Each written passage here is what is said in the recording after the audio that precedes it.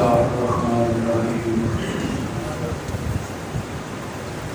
الحمد لله رب العالمين والصلاة والسلام على سيد الأنبياء والمرسلين وعلى آله وأصحابه أجمعين أما بعد فأعوذ بالله من الشيطان الرجيم بسم الله الرحمن الرحيم لقد من الله على المؤمنين إذ بعث فيهم رسولا من أنفسهم يتلو عليهم آياته ويزكيهم ويعلمهم الكتاب والحكمة وإن كانوا من قبل لفي ضلال مبين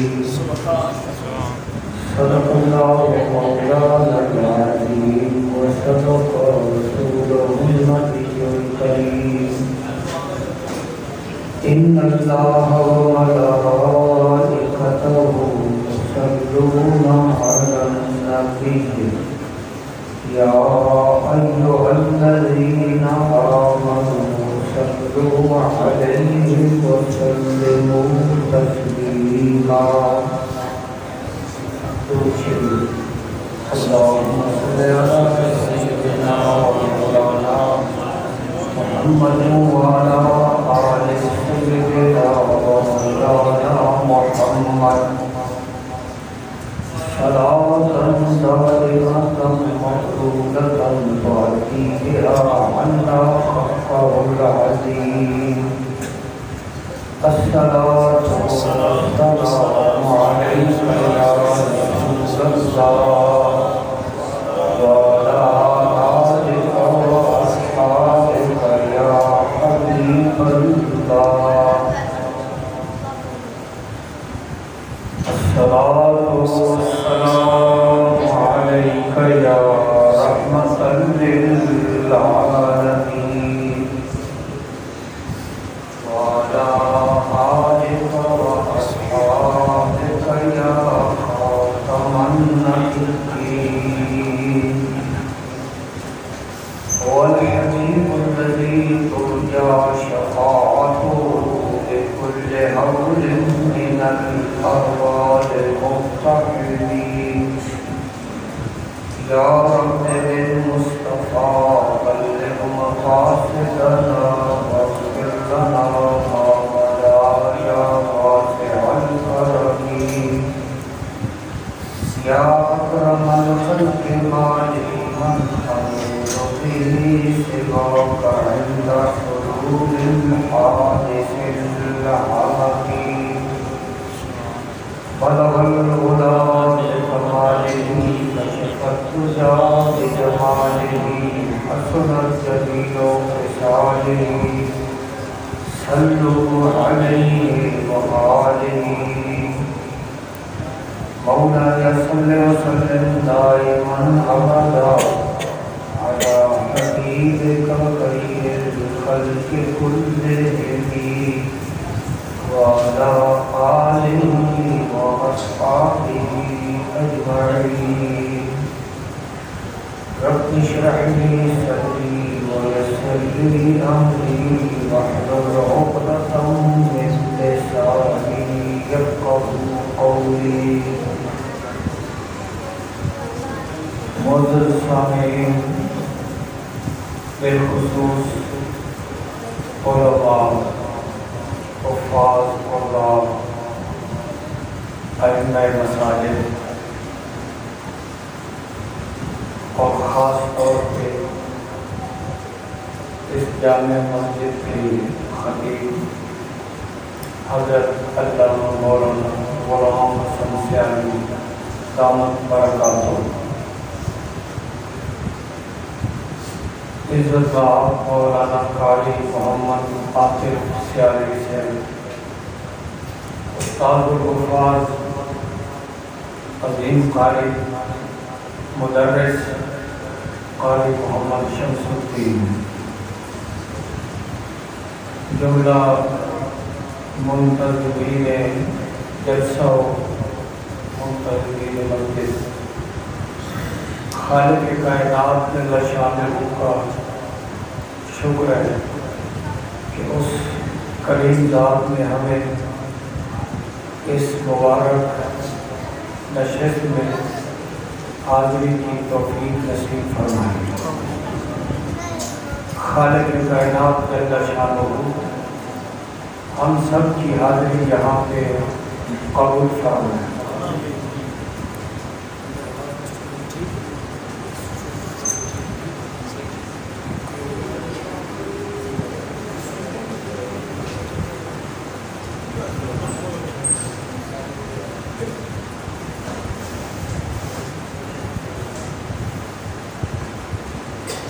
معزز سامعین، آیت کریمہ کا ترجمہ سے بات کرنا ہے۔ خالق کائنات جل شانہ نے ارشاد فرمایا وَقَدْ مَنَّ اللَّهُ عَلَى الْمُؤْمِنِينَ إِذْ بَعَثَ فِيهِمْ رَسُولًا۔ اللہ تعالی جل شانہ نے مومنین پہ عظیم احسان فرمایا، ان میں رسول کو مبعوث فرمایا انہیں میں سے، اور جن کی شان یہ ہے کہ آیات بینات کو تلاوت فرماتے ہیں، تزکیہ فرماتے ہیں، کتابوں حکمت کی تعلیم دیتے ہیں۔ اس سے پہلے یہ لوگ کلی گمراہی میں تھے۔ آیت کریمہ میں بہت زیادہ عنوان ہیں۔ رسول پاک صلی اللہ تعالیٰ علیہ وسلم کی تشریف آوری کا ذکر ہے، آپ ایک عظیم نعمت ہیں اس کا ذکر ہے، آپ تزکیہ فرماتے ہیں اس کا ذکر ہے، علم و حکمت کی تعلیم ارشاد فرماتے ہیں اس کا بھی ذکر ہے۔ لیکن میرے آج کے اس عنوان کا جو حصہ بن رہا ہے وہ علم ہے۔ علم کیا ہے،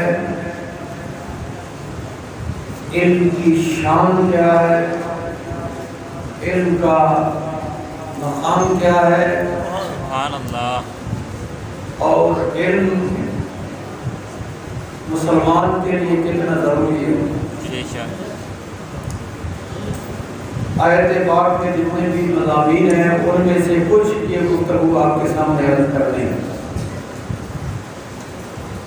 اگر آپ سمجھ رہے ہیں تو متوجہ رہیں۔ آپ سے ایک سوال ہے، جس دور میں ہم اب موجود ہیں اس کو سامنے رکھیں، اور اس سے جو پہلے وقت گزر چکا ہے 2-4 صدیاں ہیں اس سے زائد، آپ یہ بتاؤ کہ اس دور میں علم زیادہ ہے یا جو وقت پہلے دور گزر گیا اس میں علم زیادہ تھا؟ یہ آپ نے بتانا ہے، اس کے بعد میں گفتگو شروع کروں۔ آج علم زیادہ ہے یا پہلے جو دور گزر چکا ہے اس میں علم زیادہ تھا؟ آج علم زیادہ ہے، تو جن کا یہ نظریہ ہے کہ اس دور میں علم زیادہ ہے وہ ہاتھ کھڑا کریں۔ چلو ٹھیک ہے، تو تقریباً آپ لوگ گفتگو سمجھیں گے۔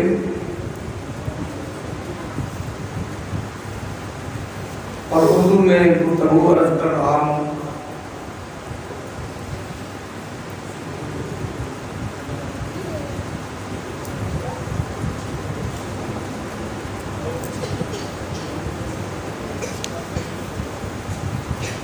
علامہ غلام حسن سیالوی سے فرما رہے ہیں کہ میں اردو میں یہ خطاب کرتا ہوں، تو آپ کا مزاج اردو میں بنا ہوا ہے تو اردو میں ہی عرض کر رہا ہوں۔ سب سے پہلے یہ آپ لوگ اپنے ذہن میں بات بٹھائیں کہ جس دور سے ہم گزر رہے ہیں یہ علم سے بہت دور ہے۔ علم گزر چکا ہے، جو دور ہم سے پہلے گزرا ہے وہ علم والا دور تھا، اور اب یہ علم سے دوری کا دور ہے۔ رسول پاک صلی اللہ علیہ وسلم نے ارشاد فرمایا کہ علم اٹھ جائے، جو قیامت نزدیک آ رہی ہے علم اٹھتا جا رہا ہے۔ لکھنے والے زیادہ ہیں، لکھا ہوا پڑھنے والے زیادہ ہیں، لیکن علم والے زیادہ نہیں ہیں۔ بے شک لکھنا، لکھا ہوا پڑھنا یہ علم نہیں ہے۔ کیا کفار یہود و نصارہ لکھتے نہیں ہیں؟ لکھا ہوا پڑھتے نہیں ہیں؟ جتنے بھی لوگ ہیں وہ لکھتے بھی ہیں، لکھا ہوا پڑھتے بھی ہیں، لیکن وہ علم والے نہیں۔ رسول پاک صلی اللہ علیہ وسلم نے ارشاد فرمایا کہ علم اٹھ جائے گا۔ آج علم اٹھیں گے تو ان کے ساتھ علم بھی اٹھ جائے گا، اور پھر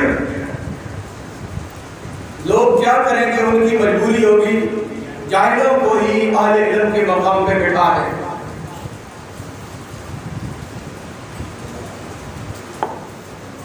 جاہلوں کو علم کے مقام پہ بٹھا دیں گے، ممبر پہ، مصلی پہ، مسند القاء پہ، مسند تدریس پہ، فیصلہ کرنے کی مسند پہ جاہلوں کو بٹھا دیں گے۔ اب جب ان سے پوچھا جائے گا،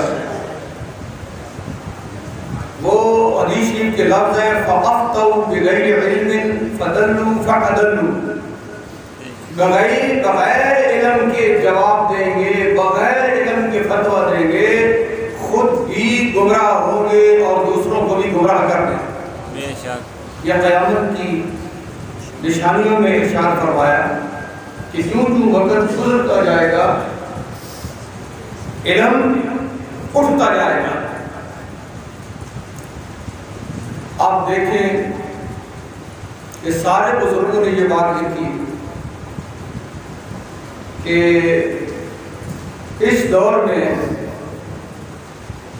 جو فقہاء ہیں وہ نظر نہیں آتے، جو قرون اولا میں فقہاء تھے، یا آپ یوں سمجھیں کہ امام اعظم ابو حنیفہ رحمۃ اللہ تعالیٰ علیہ اماموں کے بھی امام ہیں، اور بزرگوں نے یہ فیصلہ کیا ہے کہ امام اعظم ابو حنیفہ کے بعد آج تک اس درجے کا عالم پیدا نہیں ہوا۔ اور پھر پہلی صدیوں میں جو فقہاء تھے، یا آپ 10ویں صدی تک لے لیں، حضرت مجدد الفسانی کو لے لیں، اس سے پیچھے جتنے بھی علماء تھے، اس درجے کے اہل علم اس دور میں نہیں ملتے۔ یہ فتاویٰ عالمگیری ہے، عالمگیر بادشاہ نے لکھوایا تھا اپنی سلطنت میں 500 علماء کو اکٹھا کیا، جنگی علماء کو، اور انہوں نے یہ فتاویٰ ترتیب دیا تھا۔ متفق طور پہ انہوں نے اس کو ترتیب دیا۔ تو علم اٹھنے کے دور میں ہم علم اٹھنے کے دور میں، اب اس دور میں جب کہ علم اٹھنے کا دور ہے، علم والی بات لوگوں کو سمجھ نہیں آتی۔ توجہ رکھیں، میرا صرف تقاضا یہ ہے کہ آپ غور سے توجہ سے سنیں، اور جو بات سمجھ نہ آئے اس کو پھر سوچتے رہیں۔ ممکن ہے کوئی ایسی بات ہو جو آپ کو سمجھ نہ آئے، یہ ہو سکتا ہے۔ حدیث شریف میں ہے کہ لوگوں کی سمجھ کے مطابق بات کرو، کلم الناس علی قدر عقولہم، لیکن جو اجنبی ماحول ہوتا ہے، میں نے آپ کو دیکھا ہوا سمجھا ہوا نہیں، آپ نے مجھے نہیں دیکھا ہوا سمجھا ہوا، تو بسا اوقات ایسی بات ہوتی ہے کہ کوئی طویل مناسبت نہیں ہے، کوئی ایسی بات ممکن ہے تمہیں سمجھنا ہے، تو پھر اس پر جب غور و فکر کرو گے، مزید پوچھو گے علماء سے، علامہ غلام حسن شیخی سے، تو یہ وضاحت فرما دیں گے تو آپ کو سمجھ آ جائے گا۔ کیوں کہ سب سے زیادہ جو ضرورت اس دور کی ہے ہر دور کی ضرورت ہے، جبکہ اب علم اٹھنے کا وقت ہے، تو پھر اس کا مطلب یہ ہے کہ علم کے ساتھ تم وابستہ ہو، مضبوطی کے ساتھ۔ دیکھیے اگر آپ کو کوئی شخص بتائے کہ جس راستے پہ تم جا رہے ہو اس راستے پہ کچھ خطرہ ہے، آپ نے جانا بھی ضرور ہو، تو پھر کیا کرو گے؟ انتظام کرو گے کہ بتایا گیا ہے کہ خطرہ ہے اور جانا بھی ہے، ضرور جانا ہے، تو پھر انتظام کرو گے۔ جب بتا دیا گیا کہ خطرہ ہے تو پھر ضرور انتظام کرو گے۔ رسول پاک صلی اللہ علیہ وسلم نے جب بتا دیا، ارشاد فرما دیا کہ جو وقت گزرتا جائے گا، قیامت قریب آتی جائے گی، علم اٹھتا جائے گا، تو پھر ضروری ہے کہ ہم اہل علم کے ساتھ وابستہ ہو جائیں، اہل علم کے ساتھ وابستہ ہو جائیں اور نئی نئی باتوں کو چھوڑ دیں، کیونکہ جو اس دور کی پیداوار ہے وہ یقیناً ٹھیک نہیں، جبکہ پہلے دور میں مضبوط علم والے لوگ تھے، تو پھر ہمیں علم کے معاملات کو ان کے سپرد کرنا چاہیے جو پہلے گزر چکے، اور اس دور میں غلط اور صحیح کی پہچان کے لیے،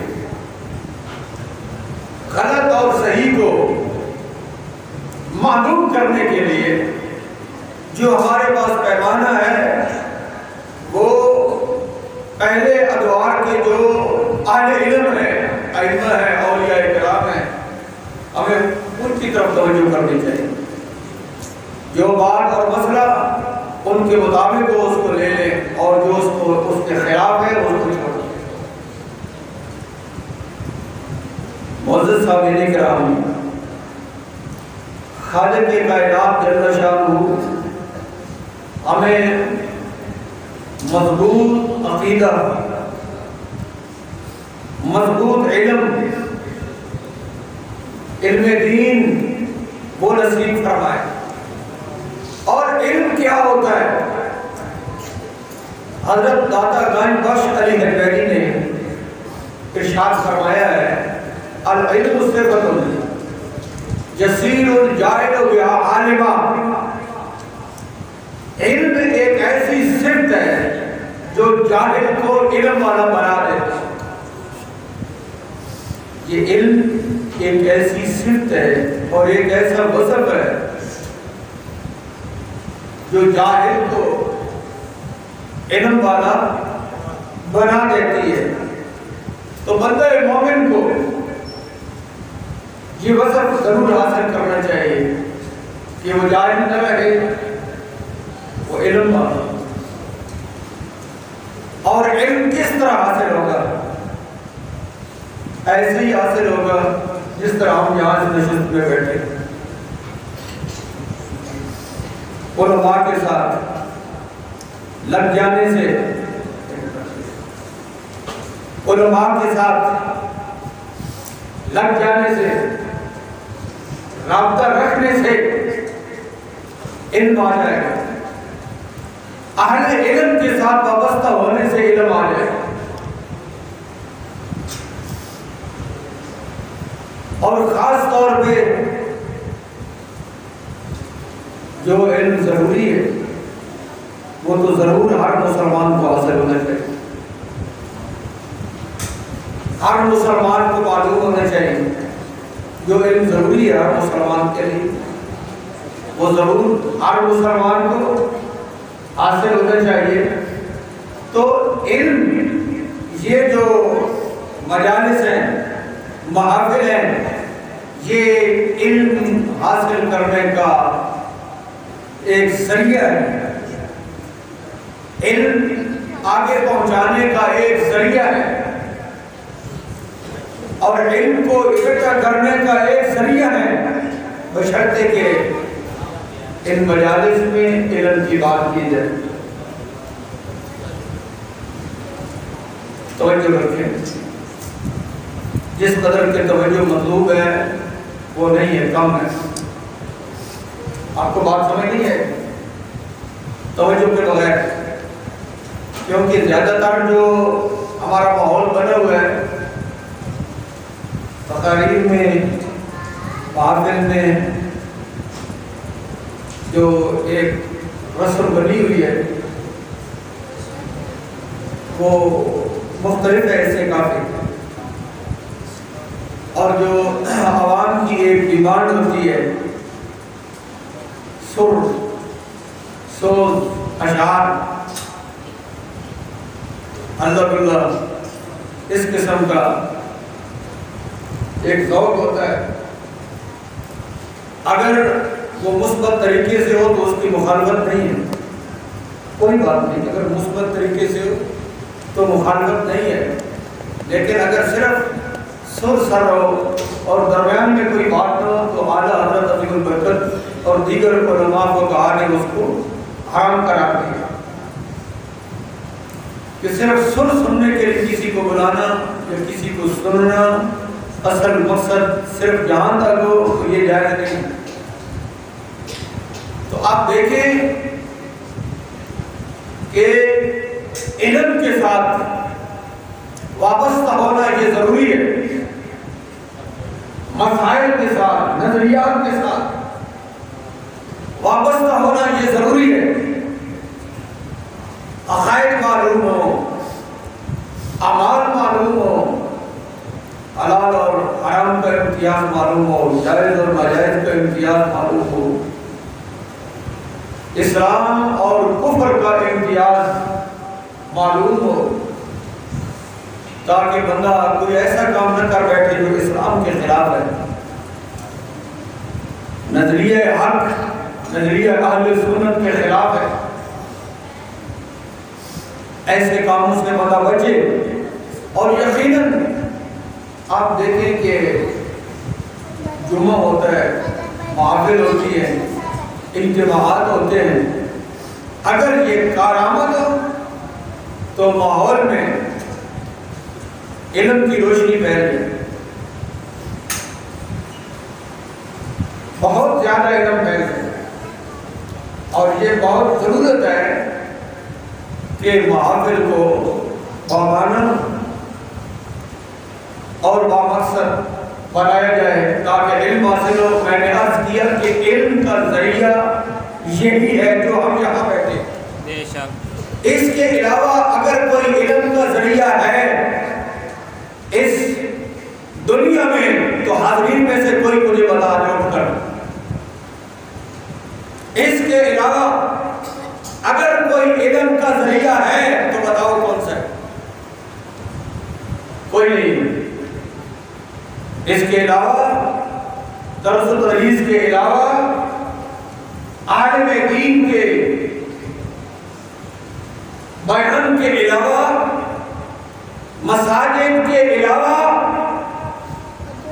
کوئی اور ذریعہ علم کا جہان میں نہیں ہے۔ اس لیے اگر علم مطلوب اور مقصود ہے تو پھر ان محافل اور مجالس کو بامقصد سمجھ کر ان سے کچھ حاصل کر کے اس کو یاد کر کے اس کو آگے پہنچانا نہیں چاہتا۔ اب بہت زیادہ لوگ یہاں پر بیٹھے، یہ بہت بڑا مجمع ہے، میرے دل میں بھی ایسی بات نہیں ہے کہ آپ لوگ تھوڑے بیٹھے کہ میں یہ سمجھوں کہ آپ لوگ تھوڑے بیٹھے ہو، یہ کیا جلسہ ہے؟ نہیں، ہرگز نہیں۔ آپ کی یہاں پہ تعداد بہت زیادہ ٹھیک ہے، بشرطے کہ آپ لوگ سمجھیں اور سمجھ کر اس کو یاد رکھیں، یاد رکھ کے اس کو آگے پہنچائیں۔ علم کا صرف یہ ذریعہ ہے، باقی ماحول میں علم کے خلاف بات ہے۔ جس ماحول میں ہم رہ رہے ہیں جہاں بھی جاؤ گے علم کے خلاف بات ہوگی، دین کے خلاف بات ہوگی، اسلام کے خلاف بات ہوگی۔ تو پھر جو بندہ علم میں دین میں مضبوط نہیں ہوگا وہ متذبذب ہو جائے گا، اس کو شک پڑ جائے گا، وہ پریشان ہو جائے، کیونکہ جب باہر جائے گا ممکن ہے وہاں اس کو پڑھنے اور پڑھانے کے لیے چیز ملے کہ سارے انسان برابر ہیں. یہ بھی ہو سکتا ہے کہ وہ جو دیکھیے حدیث شریف میں کہ طلب العلم فریضۃ علی کل مسلم و مسلمہ، علم کو حاصل کرنا فرض ہے ہر مسلمان مرد پہ اور عورت پہ. یہ علم فرض ہے. علم کا ایک حصہ ہر مسلمان کے لیے فرض ہے، مرد کے لیے فرض ہے، عورت کے لیے فرض ہے. اگر وہ فرض علم حاصل نہیں کرتا تو وہ بہت بڑا گنہگار ہے. اس سے کفر بھی ہو سکتا ہے کیونکہ اس کو فرض معلوم ہے. تو جو مسلمانی کے لیے علم ضروری ہے، کلمہ ہے، کلمے کا تقاضا ہے، حلال حرام ہے، جائز ناجائز ہے، اسلام کے ارکان ہیں، نماز ہے، روزہ ہے، طہارت ہے، یہ مسائل ان کا علم یہ ہر مسلمان مرد عورت پہ فرض ہے. تو حدیث شریف میں آتا ہے کہ یہ فرض ہے. اور میں نے عرض کیا کہ یہ فرض جہاں سے ہی حاصل ہوگا آپ کو. جو مدارس میں پڑھتے ہیں وہ تو مدارس میں پڑھتے ہیں، اور جو مدارس میں نہیں پڑھتے اپنے دوسرے معاملات میں مصروف ہیں اور یقیناً ضرورت ہے، انہوں نے مصروف رہنا ہے، تو ان کے لیے پھر یہی ذریعہ ہے کہ وہ عالم دین کو سن کر یاد کر کے اس کے اوپر عمل کریں اور پھر اس کو آگے پہنچائیں. اور بالخصوص اپنے گھروں تک، خواتین تک. اب یہاں خواتین تو موجود نہیں ہیں، تو خواتین کے لیے علم کو حاصل کرنے کے جو اسباب ہیں وہ کم ہیں، مردوں کے لیے زیادہ ہے. اور مردوں کے لیے مردوں کی ذمہ داریاں بھی زیادہ ہے کہ وہ علم کو سمجھ کر سن کر آگے جا کے اپنی خواتین کو بتائیں کہ آج ہمیں یہ مسئلہ معلوم ہوا ہے، ہمیں یہ علم حاصل ہوا ہے، تم بھی اس کو یاد کرو. اور اس طرح سینہ بسینہ یہ علم آگے منتقل ہو جائے گا، اور بندہ جو ہے وہ یہ علم کی صفت جب لگے گی تو اس سے جہالت ختم ہو جائے گی، یہ صاحب علم ہو جائے گا. تو علم ایک ایسی صفت ہے جو جاہل کو علم والا بنا دیتی ہے. اس لیے بہت زیادہ ضرورت ہے کہ ہم علم کو علم سمجھیں، اور جو علم کی بات ہے اسے ہی ہم سمجھیں کہ یہ علم کی بات. اب میں نے ابتدا میں کچھ عرض کیا کہ ایسا دور ہے کہ یہ علم کے اٹھنے کا وقت ہے، علم کے اٹھنے کا وقت ہے، تو پھر ہر شخص مشکوک تو ہو جائے گا. میں بھی مشکوک ہو جاؤں گا. اور جب علم کے اٹھنے کا وقت ہے تو جو آپ بات کر رہے ہیں کیا پتا چلے گا کہ یہ ٹھیک ہے یا غلط ہے. تو میں نے ضابطہ آپ کو بتایا ہے، آپ ذہن میں رکھیں کہ ہم ہر بات کو سابقین کے علم کے ساتھ مطابقت دیں گے. عقائد کو، معمولات کو، دین کے مسائل کو اپنے سے پہلے جو اولیاء گزرے، جو علماء اور فقہاء گزرے، جو ورثۃ الانبیاء گزرے، جو نبیوں کے وارث ہیں، وہ جو گزرے ہم اس پر پیش کریں گے. اگر اس کے مطابق ہے تو ٹھیک ہے، اور اگر اس کے مطابق نہیں تو اس کو رد کر دیا جائے گا. اور یہ سب سے زیادہ ذمہ داری ان کی ہوتی ہے جو ارباب منبر ہیں، جو منبر پہ بیٹھتے ہیں. وہ اس بات کے اوپر نظر رکھیں کہ کون سی جو بات ہے، کون سا مسئلہ وہ سابقین کے مطابق ہے اور کون سا ان کے خلاف ہے. جو خلاف ہے اس کو چھوڑنا پڑے گا، اور جو مطابق ہے اس کو مضبوطی سے پکڑ اور اس کے اوپر عمل کرے. یہ علم ہے،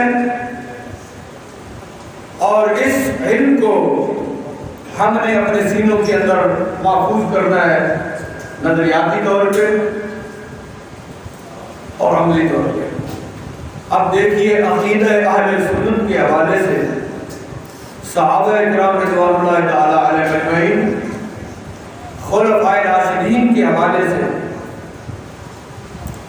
صحابہ کرام رضوان اللہ تعالیٰ علیہ اجمعین کے حوالے سے اور خلفائے راشدین کے حوالے سے ہمارے پاس کیا علم ہے، اس بات کی طرف توجہ کرنی چاہیے۔ صحابہ کے بارے میں، خلفائے راشدین کے بارے میں جو ہمارے پاس علم ہے کہ خلفائے راشدین نبی پاک علیہ السلام کے تمام آل و اصحاب سے افضل ہے،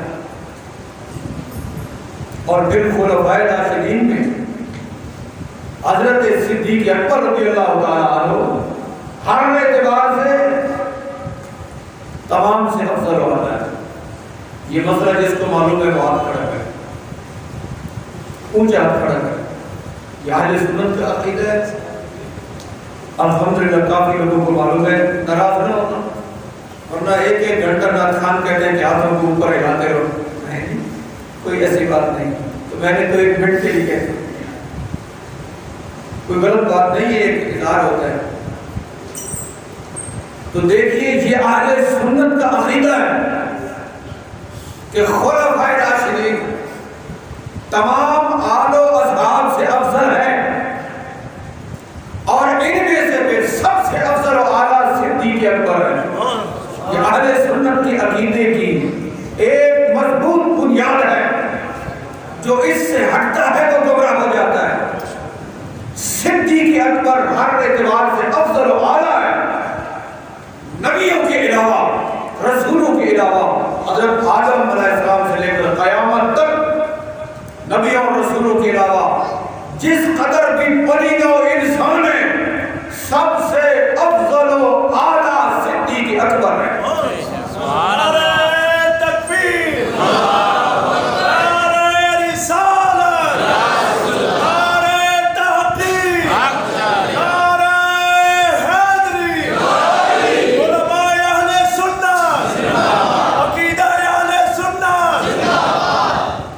دیکھیں میں اپنی اس بنیاد کو مضبوط بھی کرنا چاہتا ہوں اور آپ کے ذہنوں میں نقش بھی کرنا چاہتا ہوں۔ جو میں نے عرض کیا کہ ہم مسائل کو آپ کی عمر پیش کریں گے اور یہاں کی عمر ائمہ کے اوپر ہے۔ اب یہ مسئلہ کس حد تک مضبوط ہے تو جیسے جواب کرے وہاں تک جو 10 صدیوں کا ریکارڈ ہے وہ آپ کو بتائے گا کہ سب ولیوں غوثوں قطبوں کا یہی عقیدہ ہے کہ صدیق اکبر افضل اعلیٰ۔ سبحان اللہ، ماشاء اللہ۔ یہ سمجھانے کے طور پہ میں کر رہا ہوں، عقیدہ بھی ہے اور سمجھانے کے طور پہ رد کر رہا ہوں کہ ہر مسئلے کو دیکھنا ہے اس انداز میں۔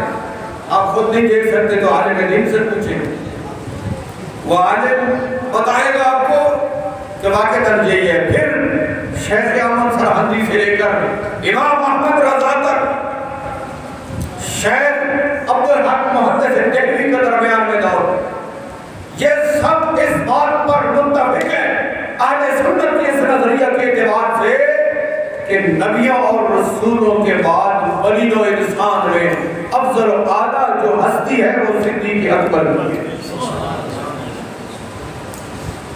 سارے مسائل ہم اس طریقے سے سمجھیں گے۔ اب اس دور کا اگر کوئی شیخ الاسلام ہے یا کوئی بڑا قائد ہے یا کوئی بڑا ادارہ رکھتا ہے، بہت زیادہ مرید رکھتا ہے، بہت زیادہ تعداد رکھتا ہے، بڑی پاور ہے اس کی، لیکن وہ یہ نظریہ اگر نہیں رکھتا تو پھر حق بنتا ہے اہل سنت کا، بالخصوص علماء کا، کہ اس کو خاطر میں نہ لائیں، اپنی صفوں سے الگ کریں۔ بے شک حق تب چلتا ہے آگے۔ اگر بندہ گھبرا جائے کہ ان کے 2 لاکھ مرید ہیں، ان کے 3 لاکھ طالب علم ہیں، فارغ التحصیل علماء ہیں، ان کی 70-80 آگے جو ہے وہ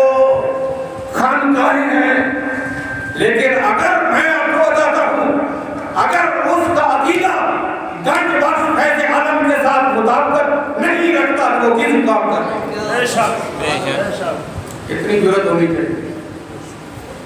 اگر اتنی ضرورت نہیں ہے بندہ کہے کہ نہیں جی تو پھر حق جو ہے وہ غالب نہیں ہو. آپ اس بات کو اس انداز سے دیکھیں تو انشاءاللہ تعالی اہل سنت کے لیے فضا بہت مضبوط اور پائیدار ہو جائے. اب میں نے ایک آدھ دن قبل ایک شخص کو سنا، وہ مولوی صاحب بیان کر رہے ہیں ایک صحابی رسول کے بارے میں. حضرت داتا گنج علی حجویری کے حوالے سے کشف المعجوب یہ کتاب ہے داتا صاحب. حضرت داتا گنج بخش علی حجویری لوگ یہی سمجھتے ہیں کہ ایک بزرگ ہے اور وہاں پہ جا کے بندہ حاضری دیتا ہے، ٹھیک ہے، لیکن اصل بات یہ ہے کہ داتا صاحب کا ایک علمی خزانہ اور علمی مواد ہے. آپ کی کتابیں علماء کو چاہیے کہ وہ داتا صاحب کی کتابیں پڑھ کر لوگوں کو سنائیں. اب اگر جو داتا صاحب کے مطابق ہے، داتا صاحب ولی ہے، عالم ہے اور سید ہے، اور اگر داتا صاحب کے مطابق بندہ نہیں ہے اس کا مطلب یہ کہ اس میں گڑبڑ ہے. تو داتا صاحب کے حوالے سے بندہ صحابی رسول کے اوپر تنگ کر رہا تھا کہ داتا صاحب نے حضرت مصطفی رضی اللہ عنہ کو صحابیت سے خارج فرمایا ہے. حالانکہ ایسی بات نہیں ہے، کتاب میں آپ نے ارشاد فرمایا کہ یہ اصحاب صفہ میں نہیں ہے کیونکہ یہ باہر جاتے تھے معاملات میں، اور اصحاب صفہ وہ ہیں جو زیادہ تر اپنا وقت مسجد میں گزارا کرتے ہیں. تو آپ نے فرمایا کہ میں ان کا شمار اصحاب صفہ میں درست نہیں سمجھتا. اور وہ شخص یہ کہہ رہا تھا کہ داتا صاحب ان کو صحابیت میں شمار کرنا پسند نہیں کرتے.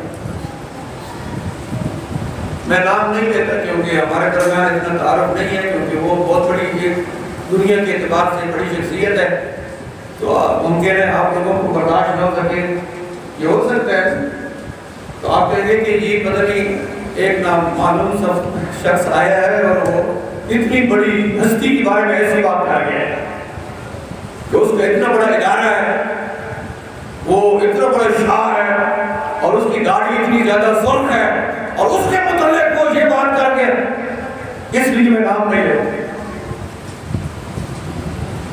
لیکن ہم یہ دیکھتے ہیں کہ جو بندہ بول رہا ہے یہ اسلاف کے مطابق ہے، یہ ان سے ہٹا ہوا ہے. اگر اسلاف سے ہٹ جائے تو پھر حق بنتا ہے کہ اس سے ہٹ جائے. یہ ایک معیار ہے علم کا اور تبلیغ کا. یہ تبلیغ بہت مشکل کام ہے. منبر رسول پہ بیٹھ کر تبلیغ کرنا یہ آسان کام نہیں، بہت مشکل ہے. ہاں اپنے آپ کو بزرگوں کے مطابق کرنا چاہیے. جو نبی پاک علیہ السلام نے ارشاد فرمایا ان العلماء ورثۃ الانبیاء، وہ علم والے جو انبیاء کے وارث ہیں، جن کے پاس انبیاء کے علوم کی وراثت ہے، اس کے مطابق رہ کر تبلیغ کرنا یہ ضروری ہے. اور اگر بندے کے پاس مطابقت نہیں ہے ان سے جو وارثین انبیاء ہیں تو اس کو حق نہیں بنتا کہ منبر رسول پہ بیٹھ کے تبلیغ کرے. ہمارا معاشرہ بزرگوں سے کٹ رہا ہے، یہ یاد رکھنا. یہ آپ کو میں ایک ضابطے کے طور پہ بات کر رہا ہوں. یہ تقریر ریکارڈ بھی ہو رہی اور بعد میں بھی لوگ سنیں گے. میں یہ عرض کر رہا ہوں کہ ہمارا آج کا جو دور ہے یہ سابقہ بزرگوں سے کٹ رہا ہے. الصلاۃ والسلام علیکم یا رسول اللہ پڑھنے والے بھی یہ نہیں کہ یہ جو الصلاۃ والسلام علیکم یا رسول اللہ پڑھتے ہیں پکی جیل کی پاس سرٹیفکیٹ ہے حق کا. یہ جو میں نے ابھی بات کی یہ سارے یا رسول اللہ پڑھنے والے ہیں اور ایسی باتیں کرتے ہیں. خلفائے راشدین کے بارے میں بھی نیا نظریہ ہے جو سابقین میں نہیں ہے. صحابہ اکرام کے بارے میں بھی نیا نظریہ ہے جو سابقین میں نہیں ہے. اور حضرت امیر معاویہ رضی اللہ تعالیٰ عنہ کے بارے میں جو نظریہ ہے وہ بھی نیا ہے, وہ بھی سابقین کے مطابق نہیں ہے. اب دیکھیے حضرت معاویہ رضی اللہ تعالیٰ عنہ نے ام المومنین حضرت عائشہ صدیقہ کی طرف پیغام بھیجا کہ مجھے کوئی نصیحت کرو, مختصر سی نصیحت کرو. حضرت ام المومنین عائشہ صدیقہ رضی اللہ تعالیٰ عنہ نے ارشاد فرمایا کہ رسول پاک صلی اللہ علیہ وسلم نے ارشاد فرمایا ہے من التمس رضا اللہ بسخط الناس کفاہ اللہ مؤونۃ الناس ومن التمس رضا الناس بسخط اللہ تعالی وکلہ اللہ الی الناس اور کما قال النبی صلی اللہ علیہ وسلم. حدیث سنو, توجہ رکھو, فل توجہ نہیں ہے جتنی مقصود ہے, مجھے اتنی توجہ ابھی بھی نہیں ہے, بات نہیں ہوگی. اکثریت میں ہے لیکن سب میں نہیں ہے, غفلت نہیں ہے. ہمارا ماحول جو ہے نا یہ اس میں وہ اجنبیت پر بڑا زیادہ ہے.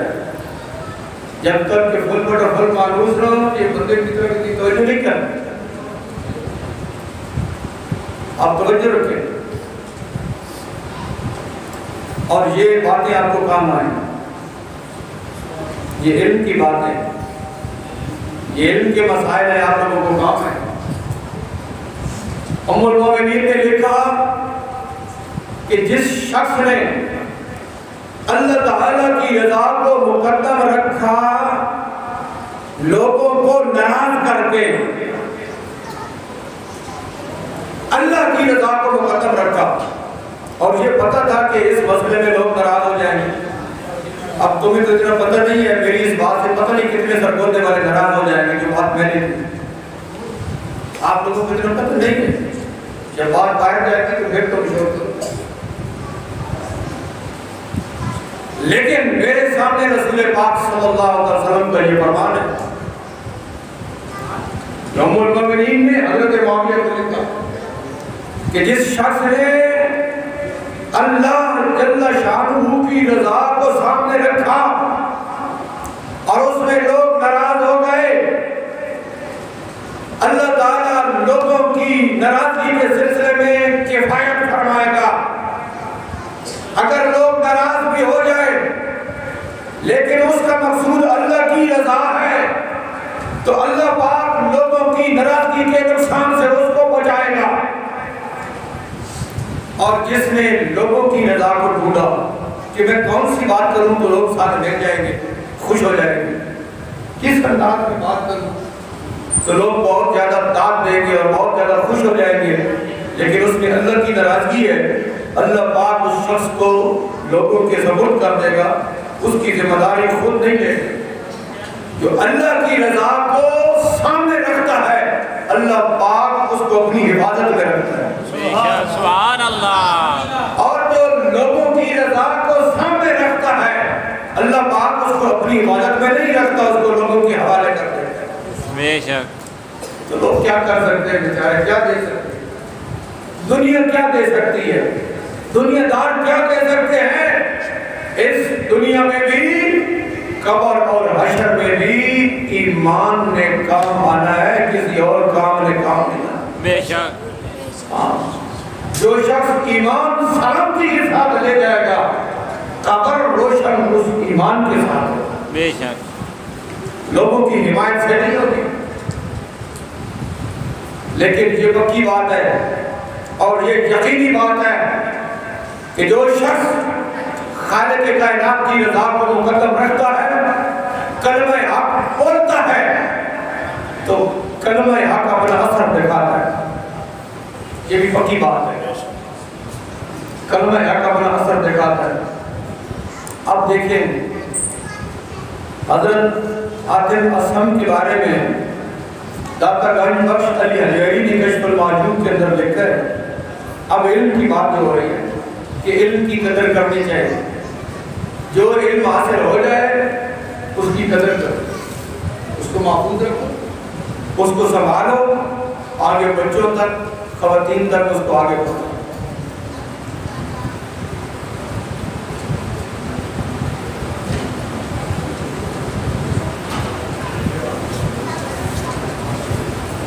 ٹھیک ہے, تھوڑا وقت رہ گئے, آپ لوگ توجہ رکھیں.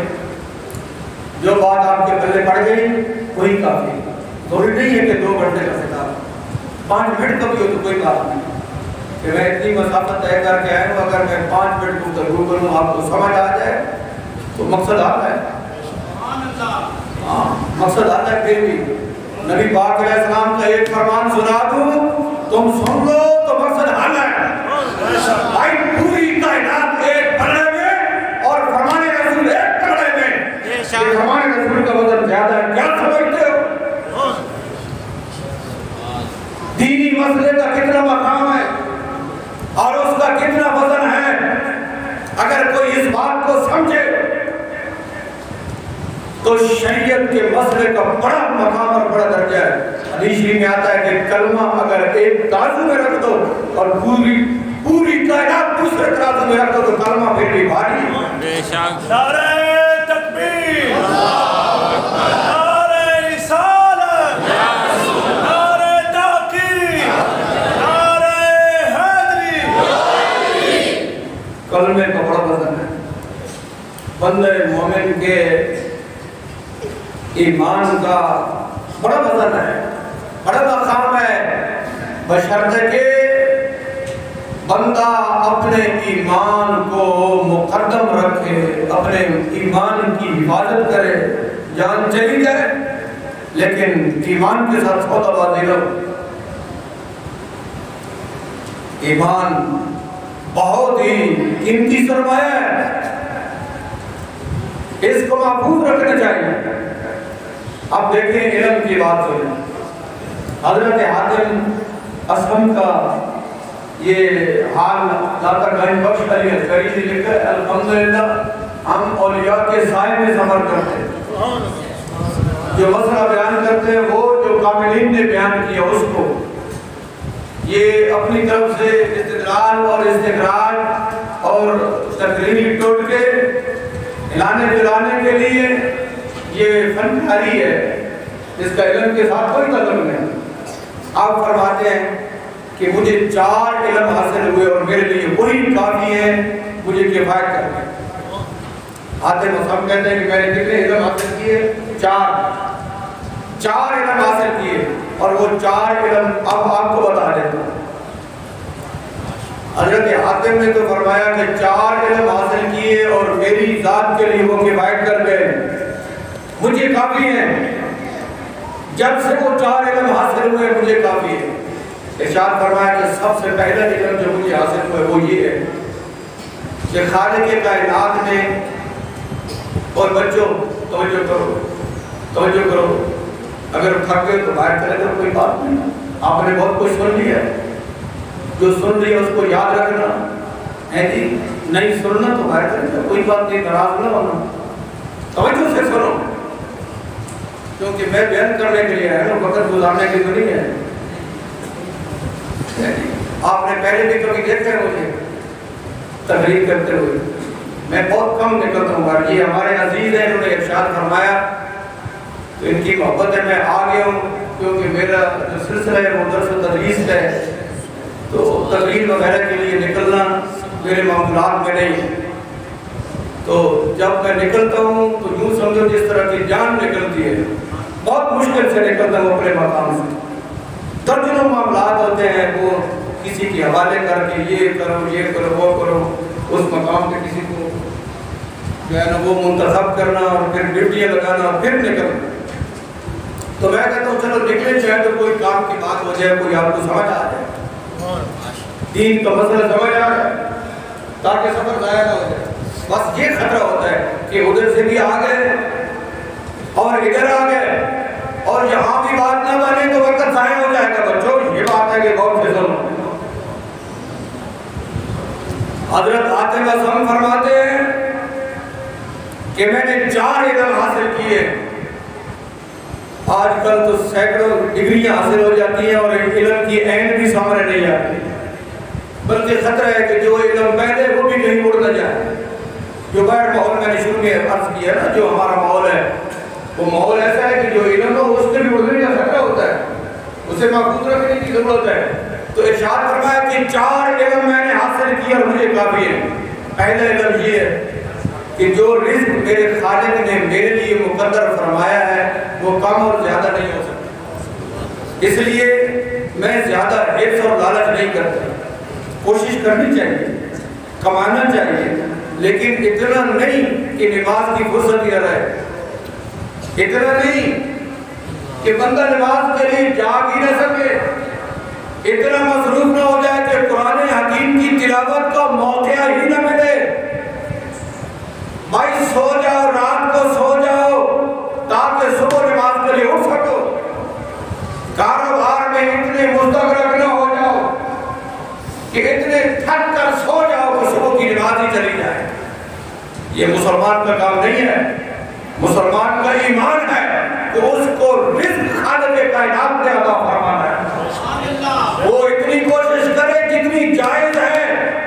اگر والدین کی خدمت کرنی ہے تو پھر سے وقت نکالے، ان کی خدمت بھی کرے. یہ نہیں کہ مجھے فرصت ہی نہیں ملی، میں کام میں اتنا مصروف تھا. وقت نکالو عبادت کے لیے، والدین کی خدمت کے لیے، بچوں کی تربیت کے لیے، پڑوسیوں کے حقوق کے لیے، رشتہ داروں کے حقوق کے لیے. کوئی فوت ہو جائے تو اس کے جنازے میں شرکت کے لیے. یہ نہیں کہ ہمارے پاس فرصت ہی نہیں. یہ مسلمان کا کام نہیں ہے. مسلمان کا یہ عقیدہ ہے کہ جو رزق اس خالق کائنات نے لکھا ہے وہ کم اور زیادہ نہیں ہو سکتا، وہ ضرور ملے گا. بقدر ضرورت کوشش کرو، نکلو، حرکت کرو، وہ تمہیں مل جائے گا. تو حضرت معاذ فرماتے ہیں کہ میرا یہ ایمان ہے کہ جو اللہ پاک نے رزق میرے لیے مقدر فرمایا ہے وہ ملے گا، کم زیادہ نہیں ہو سکتا. اس لیے میں ضرورت سے زیادہ کام میں مصروف نہیں ہوتا. عبادت کے لیے وقت کا یہ ایک علم ہے. یہ علم ہے، اسے علم کہتے ہیں. یہ یاد رکھنا ہے، آپ نے یاد رکھنا اور آگے پہنچانا ہے. دوسرا ارشاد فرمایا کہ مجھے ایک طلب کرنے والا ہے، یعنی موت کا فرشتہ، جس سے میں کبھی بھاگ نہیں سکتا، کبھی میں بھاگ نہیں سکتا، اور کسی وقت بھی وہ آ سکتا ہے. میں ہر وقت اس کے لیے تیار رہتا ہوں کہ میں بھاگ تو سکتا نہیں. جب وہ آئے تو میرے معاملات مکمل ہوں، کوئی اور لینا دینا نہ ہو، کوئی ایسے معاملات میں پھنسا ہوا نہ ہوں. جب وہ آ جائے تو معاملہ کلیئر ہو، میں لبیک کہنے کے ساتھ چلوں. یہ دوسرا علم. اور تیسرا علم یہ ہے کہ میرے اوپر کچھ فرائض ہیں جو میں خود ادا کر سکتا ہوں، کوئی اور ادا نہیں کر سکتا. وہ فرائض میں نے خود ادا کرنے ہیں. لہذا جب سے مجھے یہ پتہ چلا ہے کہ یہ فرائض میں نے ادا کرنے ہیں، میں اپنی فرائض کی ادائیگی میں سستی نہیں کرتا، کیونکہ اور تو کسی نے ادا کرنے نہیں. میں نماز کو نہیں چھوڑتا، میں روزے کو نہیں چھوڑتا، اور جو بھی اسلام کا رکن فرض ہو جائے میں اس کو نہیں چھوڑتا، کیونکہ وہ ادائیگی میرے اوپر لازم ہے، کوئی اور کو ادا کر نہیں سکتا. میں اس کی ادائیگی میں مصروف رہتا ہوں. یہ 3 علم ہو گئے. اور چوتھا علم ارشاد فرمایا کہ مجھے یہ علم حاصل ہوا ہے کہ میری زندگی کا کوئی لمحہ میرے رب سے مخفی نہیں. میں جو کام بھی کرتا ہوں میرا رب مجھے دیکھ رہا ہے. تو غلط کام کرنے سے گھبراتا ہوں کہ میرا رب مجھے دیکھ رہا ہے. اس لیے میں غلطی نہیں کرتا کہ میرا رب چونکہ مجھے دیکھ رہا ہے تو میں غلطی نہیں کرتا. یہ 4 علم فرمایا کہ مجھے حاصل ہوئے ہیں اور یہ 4 علم میرے لیے کافی ہو گئے. انہی کے ساتھ میں اپنی زندگی گزارتا ہوں. اسے علم کہتے ہیں. معزز سامعین، علم یہ ہر مسلمان پر فرض ہے. اب یہ تھوڑا سا سن لیں. علم کو حاصل کرنا یہ ہر مسلمان مرد عورت پر فرض ہے علم حاصل کرنا. لیکن توجہ رکھنا کہ اگر کوئی شخص کسی ادارے میں نہ جائے، کسی درسگاہ میں نہ جائے، کسی سکول میں نہ جائے، لیکن اسے زبانی طور پر یہ بتا دیا جائے کہ یہ ایمان ہے، یہ اسلام کے ارکان ہیں، یہ حرام ہے، یہ حلال ہے، یہ جائز ہے، یہ ناجائز ہے، یہ تیرے فرائض ہیں، زبانی طور پر اس کو بتا دیا جائے، مرد ہے یا عورت ہے، زبانی طور پہ اس کو نماز یاد کرا دی جائے، اسلام کے ارکان بتائے جائیں، حلال حرام جائز ناجائز اس کو یاد کرا دیا جائے جتنے دن بھی لگ جائے. تو جب یہ اس کو سب یاد ہو جائے تو علم اسی کو کہتے ہیں، علم اسی کو کہتے ہیں کہ اللہ پاک جل شانہ کی معرفت نصیب ہو جائے، دین اسلام کی پہچان اور شریعت کی معرفت نصیب ہو جائے، علم اس کو کہتے ہیں. ہمارا معاشرہ یہ بات نہیں سمجھتا، یہ آخری بات ہے سمجھ لیتے ہیں کہ دیکھیے کچھ عرصہ قبل کہ بعض لوگ کہتے ہیں کہ اب علم عام ہو گیا ہے، جو شروع میں نے سوال اٹھایا تھا کہ کچھ عرصہ قبل اکثریت پڑھ نہ سکتی تھی، لکھ نہ سکتی تھی. اکثریت جب کوئی خط آ جاتا تو پھر کسی کے پاس لے جاتے کہ پڑھ کر سنا، ایسے ہی ہوتا تھا. تو پھر آج ہر بندہ خط پڑھ لیتا ہے. تو بعض لوگوں نے فیصلہ کیا کہ علم پڑھ گیا.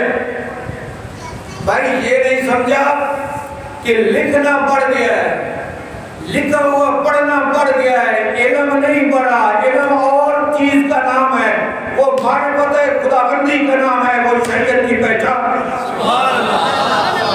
نہ لکھنے کا نام علم ہے، نہ لکھا ہوا پڑھنے کا نام علم ہے. علم معرفت خداوندی کا نام ہے اور علم مقام مصطفیٰ کی پہچان.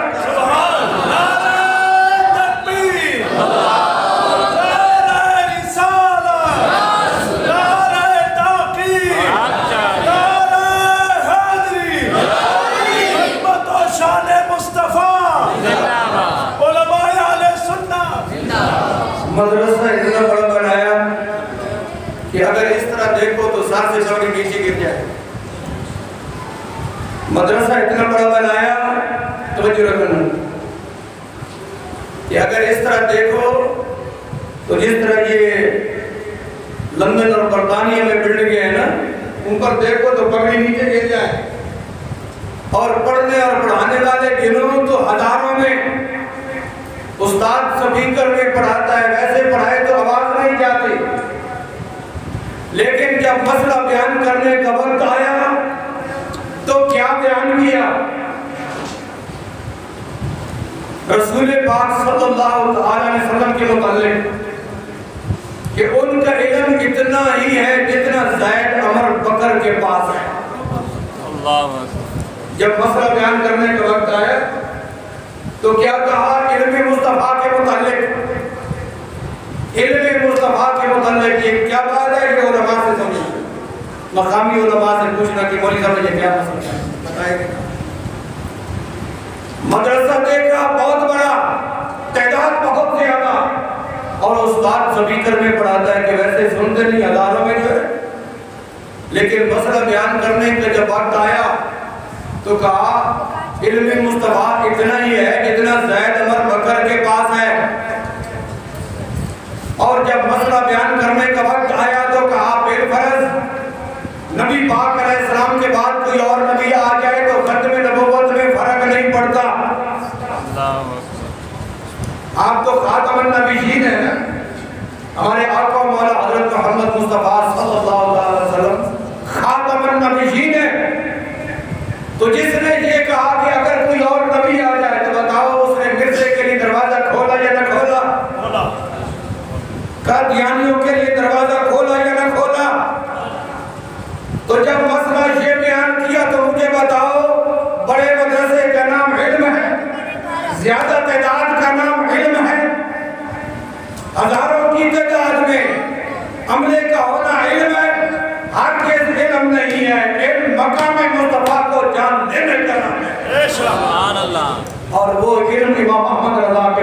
بے شک وہ علم بھی مہر علی شاہ کے پاس ہے، وہ علم مجدد عرب ثانی کے پاس ہے، وہ علم گنج بخش علی حجویری کے پاس ہے، وہ علم خواجہ معین الدین چشتی اجمیری کے پاس ہے، وہ علم خواجہ شمس العارفین کے پاس ہے، وہ علم شاہ سلیمان دوسری کے پاس ہے، وہ علم بابا فرید الدین گنج چکر کے پاس ہے۔ بے شک سبحان اللہ۔ اور خواجہ فخر الدین سیالوی نے کیا کہا؟ باب جبریل کے پہلو میں ذرا دیر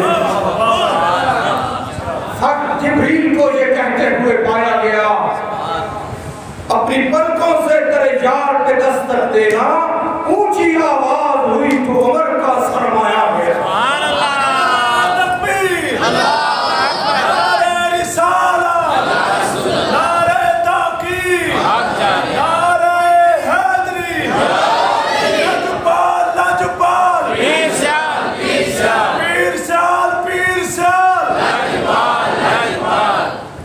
اس لیے میں نے ابتدا میں عرض کیا کہ بڑا مدرسہ نہیں دیکھنا، بڑی خانقاہ نہیں دیکھنی، زیادہ تعداد نہیں دیکھنی، بہت بڑی عمارت کو نہیں دیکھنا، دیکھنا ہے تو ایمان کو دیکھنا ہے، علم کو دیکھنا ہے۔ معزز سامعین کرام، خالق کائنات جل شانہ ہمیں قلب سلیم عطا فرمائے، صاف دل، صاف ایمان، مضبوط ایمان، اچھے اعمال ہمیں نصیب فرمائے۔ خالق کائنات جل شانہ ہمیں اولیاء کرام کی تابعداری نصیب فرمائے، ائمہ دین کی تابعداری نصیب فرمائے کہ وہ علم والے ہیں، ادب والے ہیں، اور جو ان کے ساتھ لگ گیا اس میں علم بھی آ جائے گا اور ادب بھی آ جائے گا۔ کیوں کہ یہ جو علم ہے یہ کتابوں سے نہیں آتا، یہ آخری بات سمجھ لینا، یہ علم کتابوں سے نہیں آتا۔ آپ کو پتہ ہے نبی پاک علیہ السلام اس طرح بیان فرمایا کرتے تھے تو صحابہ کرام کو علم آتا تھا، ایسے ہی ہے اصحاب صفہ اور سارے صحابہ نبی پاک علیہ السلام نے ارشاد فرماتے تھے تو صحابہ کرام کو علم آ جاتا تھا۔